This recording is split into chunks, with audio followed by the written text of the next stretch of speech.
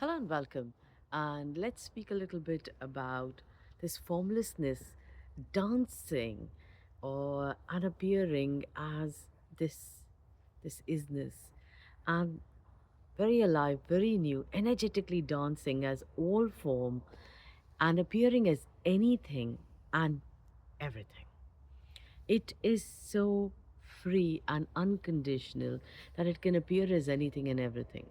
And this formlessness is not an entity and it can appear as apparent entities where none are there. So it's like it appears as those, and this formlessness also appears as this apparent day and night and apparent polarities, while none exist.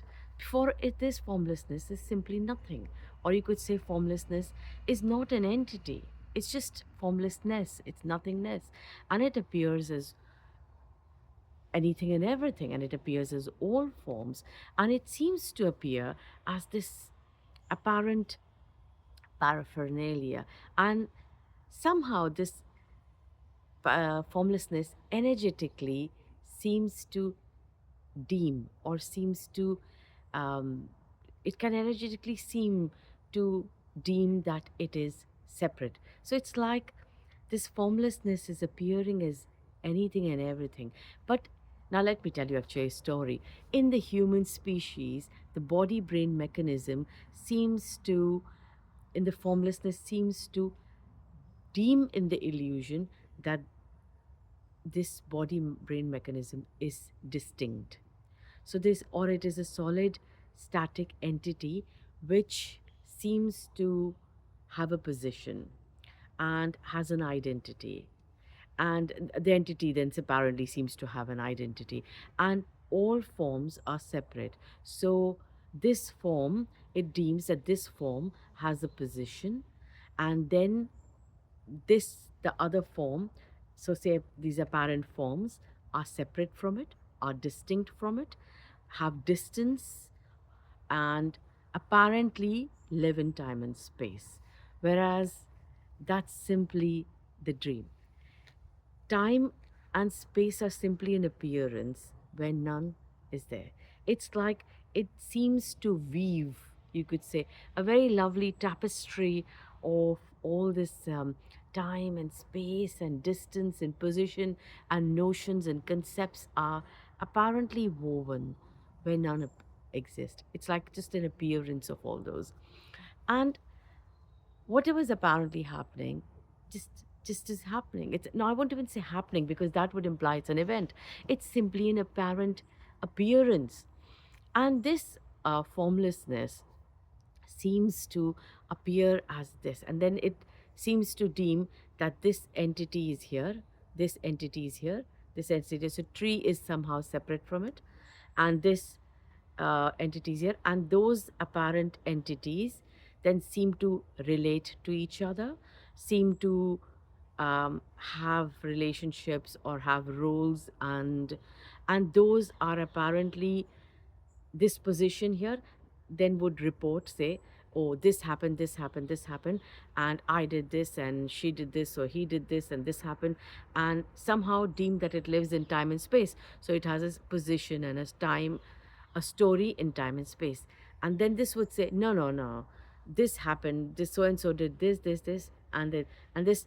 So it's like, so how can there be a story? So it's like all that, only that stories of a position, of apparent time and spaces. So it's an illusion, it's a dream, it's all in the dual dream, you could say. But the formlessness alone is appearing as a dual dream. And then apparently, because it seems to appear as geography and culture and environment and um, whatever, then apparent conditionings seem to appear. For instance, there can be geographical conditioning. But before geographical conditioning, now this is all a story that I'm telling you, the human species has some intrinsic conditionings like fear of heights and fear of loud noises. And then it seemingly seems to be apparently living in this geographical area. And that seemingly has its own conditioning. For instance, monsoon is really welcomed in South Asia, whereas in Ireland it says, "Oh, it's raining again." Oh, it's so nice and sunny. So that is all a conditioning. Or to, like in South Asia, monsoon is really celebrated and welcomed because it's so hot. And so that is, and then of course geographical and environmental could have taste, food. Food habits become conditioning. And or sleeping, the body need, how much time is needed. Like in South Asia, sleeping is literally looked down upon. So uh, the less the sleep, the better it is deemed. And so all this kind of apparent conditioning seem to appear. And these conditionings then ap- appear as apparent thoughts and apparent behaviors, and then they seem to name and label. And then the apparent, what is appearing, are deemed as objective because there's no object and subject. Then it becomes like the subject is here, the self deems that it's a subject and that is an object, and it is buried behind a label, a name, and that's it. So if you see a tree, it's a tree, that's the end of it. And then this apparent conditioning then says, no, no, no, it's not just a tree, it's not a label. This has to be studied. This has to be understood. This has to be known. So, or it releases oxygen in the daytime, it releases carbon dioxide, or it is this stem and it is of this species and it is this. And then seemingly someone else appears. No, it's far deeper than that. It's very, um, it's a living being, it has life. And then apparently this apparent abstractions seem to appear. And then someone says, no, no, no, this form is that form is not, oh, there is a lot of stress or whatever, so there has to be a distance. They are not their roles and responsibilities. The role and the responsibilities are all in the dual dream, so let there be detachment. Then non-duality seems to become a teaching. There has to be detachment. So witnessing, this witnessing is also two, it's in the dual dream. Then there has to be, someone says, no, there has to be awakening. And then apparently these abstractions that appear say, oh, we need to rewire this conditioning, so let's rewire it. So how do you so there's a lot of sadness, there's a lot of negativity, there is a lot of that. So you need to change your frequency and come into a positive higher mindset, this hierarchy, all hierarchies in the dream. And then, and say somehow this apparently appears, and then someone says, look, I changed my life. But it's all a story. And then someone says, no, baby, you're sad. So, because sadness is seeming to appear. So let's do one thing, because it's deemed that there is an illusion and an entity of a self. Pray to a God that is separate. And if apparently praying happens to this separate God, oh, then the belief or the conditioning of God is strengthened. Then the belief and conditioning, and say if the wish apparently seems to come true, seems to, it's all, this is all a story that I'm telling you. Then, oh, then a prayer helps. So let's pray. Let there be gratitude. Let there be this. So these are all abstractions of formlessness that appear, and conditionings. And those conditionings become strong. Then my God and your God and religion and all that. And it's my God is far better than. Let's not get into that. But this is all the dream of duality. All the dream of duality. Just simply dancing and the illusion of there being a self and there being this. And then someone says, no, no, no, this is all, let's awaken. And let's go beyond this. Let there be illumination. Or better still, let there be the self, is the problem.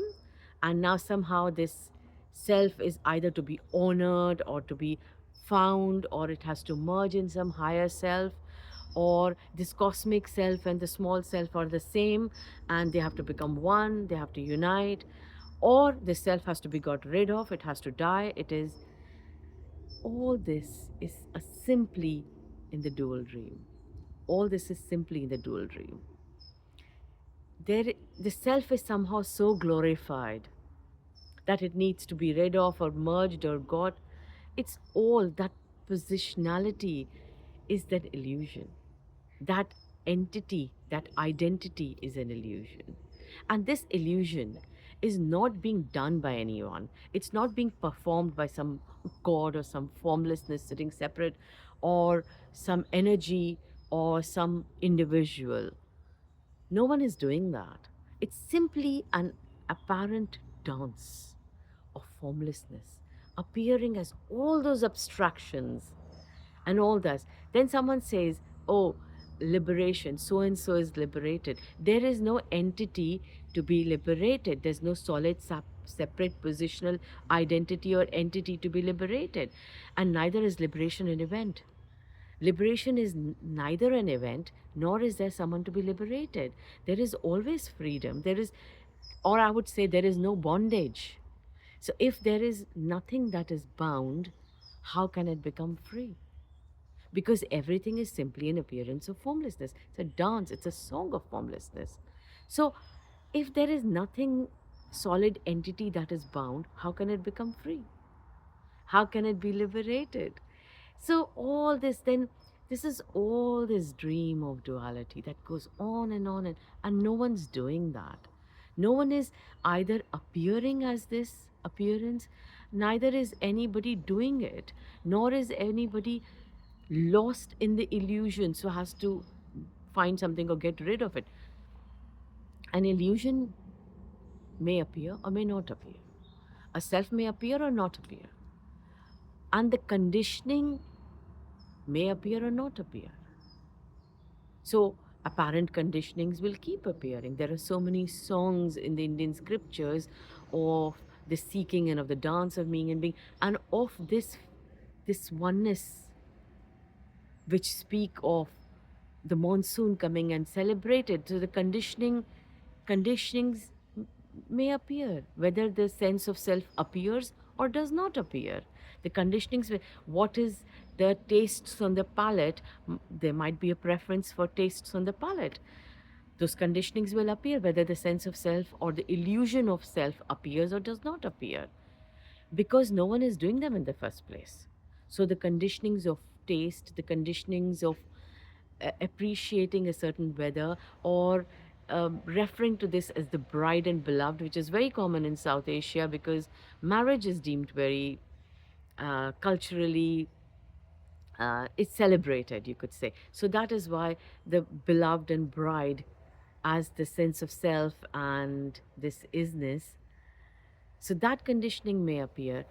The choice of words, the language, um, because all this is, no one has the choice over them. Language is simply language. And anyway, language is pretty inept to speak of this ineffableness, and yet it becomes apparently one of the mediums to express it. So is art, so is literature, so is painting, so is music. There are so many instances of Shakespeare and um, the Guru Granth Sahib there and the Upanishads, and they are all the written word. And then there's art which expresses this in music and nature, everything. So this is not being done by someone. So they will appear or not appear. There's no one to know that. So all this is simply ineffable. An ineffable dance, an ineffable song, an ineffable that. So whether it is naming or labeling or burying an apparent object that is seen behind a label, or the naming and the labeling that happens, and this apparent appearances can never know the infinite skies, can never know of the apparent taste, what is apparently being tasted by the other form. There's no other form actually, but by apparent forms. So how can it, how can this, nothing can be spoken of about this. It's really ineffable. Absolutely. This isness is too alive, it's too energetic, it's It's too alive, too energetic. Mm, it's this. It's this isness. And this isness cannot be confined in anything. No words, no art, no music, no literature, no taste, nothing. And it's free to appear as everything. It's just ineffable, ineffable isness. I would like to say ineffable isness. Mm, thank you.